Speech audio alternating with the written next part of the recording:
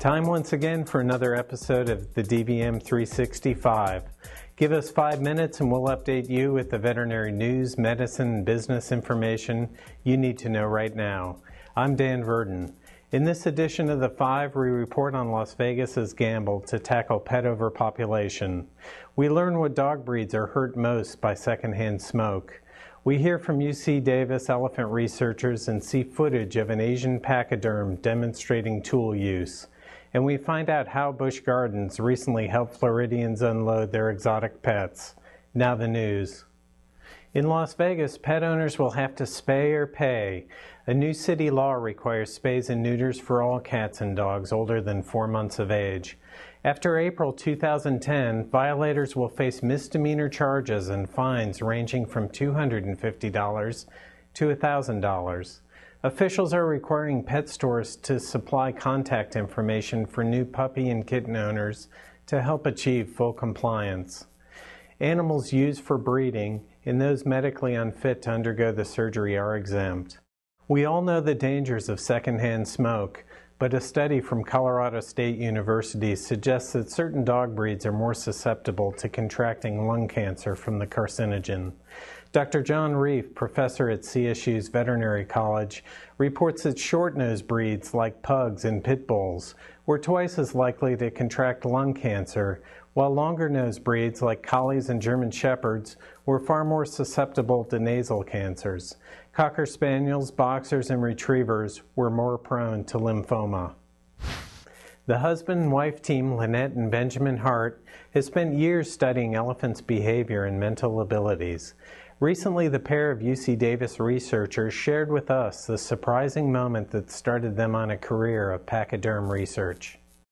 There we were on our ride on the back of an elephant, and we saw her reach up and grab a branch, rip it off, and start swishing her side. And we both looked at each other and said, "Whoa, what is this?"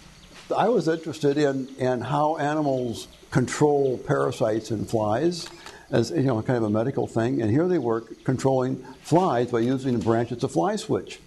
Fell into the category of tool use.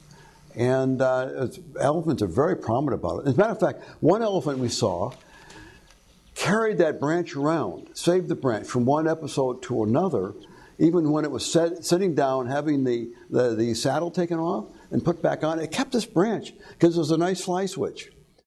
For more video of the Hart's research, visit dvm360.com and search elephant research.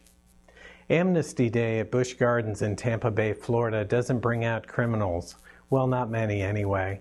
Recently, the amusement park and zoo hosted an event to take in and adopt out exotic pets.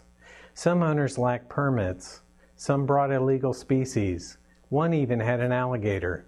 But for many of those relinquishing pets, it was a painful experience that had nothing to do with breaking the law. Busch Gardens' Bill Street explains. A major conservation issue is that people will release their exotic pets, especially snakes, out into the environment, and they become invasive species and have really big impacts on wildlife throughout the Florida area. The Florida Wildlife Commission, once or twice a year, decided to hold a day where they could have people bring in their exotic animals, ones that they can no longer take care of.